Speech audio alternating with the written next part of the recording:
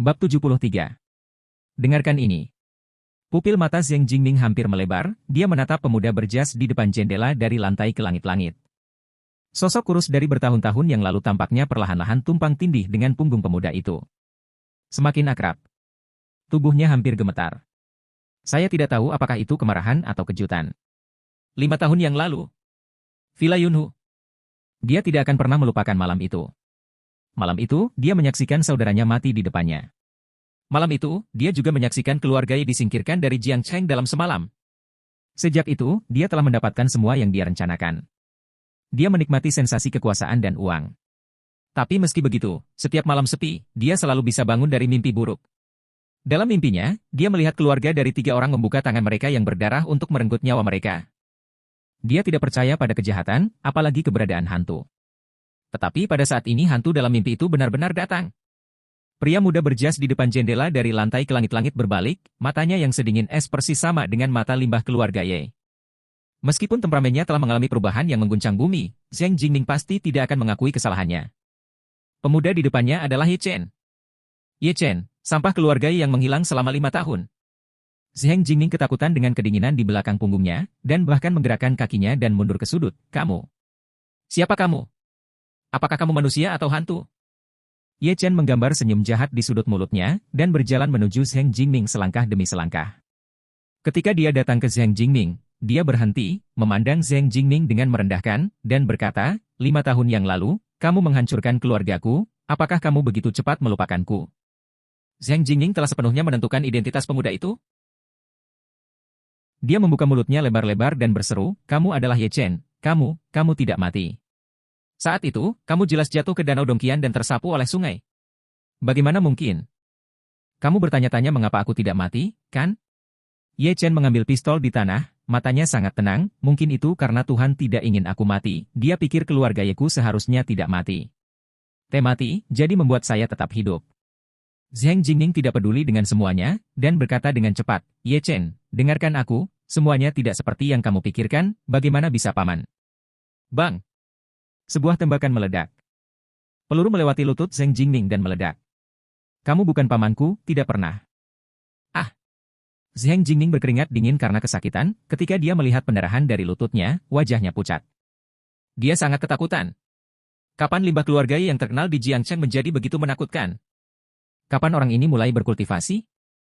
Juga, bagaimana dia bisa menembus lapisan rintangan dan sampai ke lantai atas? Sial, siapa yang bisa memberitahunya apa yang telah dilakukan sampah ini dalam 5 tahun? Zheng Jingming, aku tidak suka menggunakan senjata panas seperti ini. Ye Chen melanjutkan, dan detik berikutnya, senjata itu langsung diremas menjadi bola oleh Ye Chen. Itu tiba-tiba terjepit menjadi gumpalan besi. Melihat adegan ini, Zheng Jingming sangat ketakutan sehingga dia mengompol. Apakah orang ini iblis? Aku lebih suka kesederhanaan dan kekasaran. Suara Ye Chen jatuh. Detik berikutnya, dia menginjak kaki Zheng Jingming yang lain, hanya untuk mendengar, klik. Tulang Zheng Jingming patah. Berdarah. Satu kaki benar-benar hilang. Zheng Jingming menjadi gila, rasa sakit yang kuat membuatnya hampir pingsan, tetapi Ye Chen mengetuk lehernya dan dia bangun lagi. Marven Ye, mohon, tolong lepaskan aku, selama bertahun-tahun. Dia memohon begitu keras sehingga dia tidak punya pilihan. Ye Chen tertawa, dan tertawa terbahak-bahak, aku membiarkanmu pergi, mengapa kamu tidak melepaskan keluarga Yeku saat itu? Mengapa kamu tidak melepaskan orang tuaku? Di mana orang tuaku kasihan padamu? Bang! Tangan Zheng Jingming benar-benar patah. Dia telah menjadi sia-sia. Zheng Jingming ingin menggigit lidahnya untuk bunuh diri, tetapi dia tidak bisa. Dia menemukan kekuatan tak terlihat melilitnya, mencegahnya melakukan apapun. Nima ini sangat menyakitkan, dia samar-samar ingat bahwa Ye Chen tidak tahu di mana dia mengklik sekarang, dan kemudian tidak peduli apa yang Ye Chen lakukan, dia sangat terjaga, dan rasa sakit utama lebih dari 10 kali lebih kuat. Zheng Jingming, titik akupuntur dalam tubuh manusia sangat misterius. Mereka dapat menyelamatkan orang, membunuh orang, dan membuat orang menikmati rasa sakit yang tak ada habisnya. Suara Ye Chen sangat datar, seolah-olah dia mengatakan hal yang sangat biasa. Kamu seharusnya tidak tahu bahwa ayah dan anak keluarga Chen telah dibunuh olehku, dan Yao Jingu, perencana perjamuan, juga dibunuh olehku. Kamu adalah yang keempat, kamu seharusnya merasa beruntung, bagaimanapun juga, aku membiarkan kamu hidup begitu lama. Mata Zheng Jingming melebar. Dia tiba-tiba teringat berita beberapa hari yang lalu bahwa ayah dan anak dari keluarga Chen terbunuh dan tersangkanya tidak pernah ditemukan. Dia tidak pernah membayangkan bahwa Ye Chen melakukannya. Juga, Ye Chen benar-benar membunuh pria besar bernama Yao. Ya Tuhan!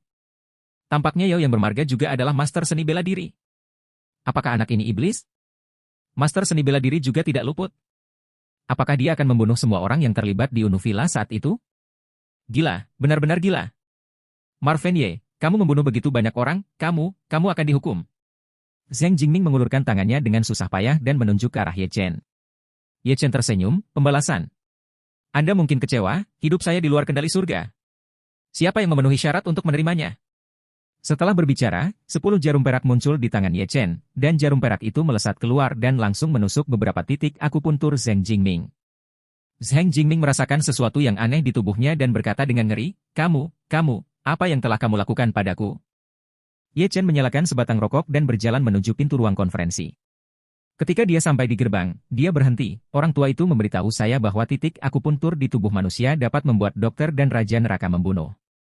Kamu juga bisa membuat para dewa penyendiri itu berlutut dan memohon belas kasihan. Setelah Ye Chen mengatakan ini, dia menghilang. Setelah dia pergi, Zhang Jingming merasakan sakit yang mengerikan. Tubuhnya berangsur-angsur menjadi merah, seperti ribuan semut yang menggigit. Jenis rasa sakit ini hampir diperbesar lebih dari 1000 kali. Ah, teriaknya kesakitan. Tubuhnya semakin membengkak, dan setelah waktu yang tidak diketahui, meledak dan berubah menjadi genangan darah. Ketika Ye Chen pergi, dia bertemu dengan seorang pria dengan pakaian bersih dan topi runcing. Dia bisa merasakan bahwa pihak lain sangat berbahaya dan mengira itu adalah seseorang dari Kingman. Tepat ketika dia akan bergerak, pria itu melepas topinya dan berkata dengan hormat, Tuan Istana, Raja Nanjiang meminta saya untuk datang ke sini. Saya seorang pemulung yang secara khusus bertanggung jawab untuk membersihkan sesuatu yang najis. Ye Chen mengambil kemarahannya kembali dan mengangguk. Meskipun dia tidak ingin terlibat terlalu banyak dengan Raja Nanjiang, dia tahu betul bahwa kekuatan Raja Nanjiang dapat menyelamatkannya dari banyak masalah. Dan alasan mengapa dia menjaga jarak dari Raja Nanjiang adalah karena dia berharap kekuatan ini tidak diketahui orang luar. Hubungannya dengan Raja Nanjiang harus disembunyikan di kedalaman kegelapan. Tidak diperhatikan oleh siapapun. Identitas ketua aula hanya dapat diumumkan dalam keadaan yang tidak dapat dihindari. Namun, dia sedikit penasaran jika orang-orang itu mengetahui identitas ini, akan seperti apa ekspresi mereka. Kamu sampah klan. Hehe, identitas ini telah membingungkan banyak orang. Mungkin aku harus berterima kasih kepada Chu Shuran. Karena apa yang dia katakan saat itu, orang-orang berpangkat tinggi ini tidak pernah berpikir bahwa sampah klan Ye akan kembali untuk membalas dendam. Bab 74. Ye Chen naik lift ke lobi. Si cantik kecil di meja depan terus melihat sekeliling, ketika dia melihat Ye Chen, matanya sedikit bersinar, dan dia dengan cepat menyapa, Tuan, apakah Anda melihat Direktur Meng? Ye Chen mengangkat dokumen di tangannya, kontrak telah ditandatangani, mungkin saya akan sering datang ke sini di masa depan. Si cantik kecil gemetar dan berkata dengan penuh semangat, bagus sekali. Ye Chen mengerutkan kening, hah? Si cantik kecil itu menyadari kesalahannya, menyentuh hidungnya, dan berkata dengan malu-malu, Tuan, saya belum tahu nama Anda. Nama saya Meng Xiaqi, jika Anda perlu membuat janji terlebih dahulu, Anda dapat menghubungi saya, ini kartu nama saya, ada ID WeChat saya di sana. Resepsionis lain melirik Meng Xiaqi dan berkata sambil tersenyum, Xiaqi, kamu tidak benar. Seorang pria memintamu untuk WeChat sekarang, tetapi kamu tidak akan memberikannya hidup atau mati. Mengapa kamu mengambil inisiatif untuk memberi pria tampan ini kartu nama? Meng Xiaqi memelototi rekannya, wajahnya memerah. Ye Chen mengambil kartu nama dan berkata sambil tersenyum, nama saya Ye Chen, terima kasih. Dia berpikir dalam hatinya, sepertinya dia masih perlu memakai setelan ini lebih banyak di masa depan, itu sebenarnya memiliki efek berkah dari keberuntungan bunga persik. Ye Chen meninggalkan grup King He dan hendak naik taksi untuk menemukan King Men ketika tangan ramping tiba-tiba terulur dari belakangnya dan menepuk bahunya langsung. Ye Chen! Dia meraih tangan tanpa sadar, ingin melemparkan orang di belakangnya ke atas bahunya, tetapi dia segera berhenti. Karena dia mengenal orang yang menepuk pundaknya, bunga polisi dari kantor polisi Jiangcheng, Bai Libing. Hanya saja Bai Libing hari ini tidak memakai seragam, melainkan kemeja dengan bahan denim yang sangat kasual. Kenapa kamu di sini? Ye Chen bertanya dengan rasa ingin tahu. Bai Libing memutar lengannya dan hampir terkilir oleh Ye Chen. Dia memberi Ye Chen tatapan putih. Aku harus menanyakan kalimat ini padamu, aku sedang dalam misi di dekatnya, mengapa kamu di sini? Bai Libing memperhatikan jas dan sepatu kulit Ye Chen lagi, dan sedikit terkejut, dan berkata, "Yo, aku hampir tidak mengenalimu dengan cara ini, apakah kamu di sini untuk mencari pekerjaan di King He Group? Butuh pekerjaan? Aku seharusnya tidak memiliki kewajiban untuk menjawabmu." Setelah berbicara, Ye Chen berjalan keluar. Bai Libing selalu merasa ada yang tidak beres, dan hanya ingin mengejar, "Bang!" Suara keras datang dari atas. Bai Libing mengangkat kepalanya tanpa sadar, dan segera menemukan bahwa lantai atas gedung King He mengepul dengan asap, dan api menelan padang rumput. Tiba-tiba, matanya dipenuhi teror. Karena bayangan gelap datang ke arahnya dengan cepat. Ledakan itu secara langsung menyebabkan batu bangunan raksasa di lantai atas jatuh. Cepat sampai ekstrim. Jelas sudah terlambat bagi Bai Libing untuk bersembunyi. Dia dapat dengan jelas melihat bahwa ada jeruji besi yang patah di batu itu. Begitu dijatuhkan, dia akan mati tanpa ragu. Kakinya gemetar, dan punggungnya dipenuhi keringat dingin. Dia telah memikirkan banyak cara untuk mati. Lagi pula, dia akan menghadapi banyak bahaya dalam profesi ini, tetapi dia tidak pernah berpikir bahwa dia akan sangat sedih sehingga dia akan dihancurkan. Sampai mati oleh batu ketinggian. Dia bahkan belum pernah merasakan kebahagiaan cinta seperti itu antara pria dan wanita. Pada saat kritis ini, Ye Chen bergerak. Dia berubah menjadi bayangan di tempat dan bergegas langsung ke Bai Libing ketika dia memeluk Bai Libing. Kakinya tiba-tiba mengerahkan kekuatan. Tubuh stagnan. Bang! Dia memeluk Bai Libing dan membantingnya langsung ke tanah, dan jas Armani di tubuhnya juga sedikit robek karena gesekan. Batu itu jatuh, dan lubang besar yang dalam dihancurkan ke tanah tidak jauh. Kerumunan di sekitar berteriak. Pikiran Bai Libing kosong saat ini, dia tidak pernah berpikir bahwa Ye Chen akan menyelamatkan dirinya dalam situasi berbahaya seperti itu. Apakah orang ini sekarat? Keduanya jelas tidak ada hubungannya satu sama lain. Dia bisa dengan jelas merasakan kekuatan lengan pihak lain di pinggangnya dan yang lain memegang pantatnya. Jika itu normal, dia pasti sudah marah sejak lama. Tetapi pada saat ini, dia hanya memiliki kebahagiaan sisa hidupnya di dalam hatinya. Ye Chen, terima kasih. Bai Libing berkata dengan lembut, wajahnya sedikit pucat, dan dia jelas cukup ketakutan. Ye Chen bangkit, memegang Bai Libing ke samping, melihat ke batu besar tidak jauh dan menggelengkan kepalanya tanpa daya. Jadi itulah yang dilakukan oleh yang disebut pemulung? Bahkan jika Anda ingin menghancurkan barang bukti, tidak perlu meledakkan lantai paling atas. Meskipun sangat bersih dan rapi, tetapi gerakan ini terlalu besar, dan tidak peduli dengan hidup dan mati orang lain. Jika dia tidak menyelamatkan Bai Libing, itu sama saja dengan membunuhnya sendiri.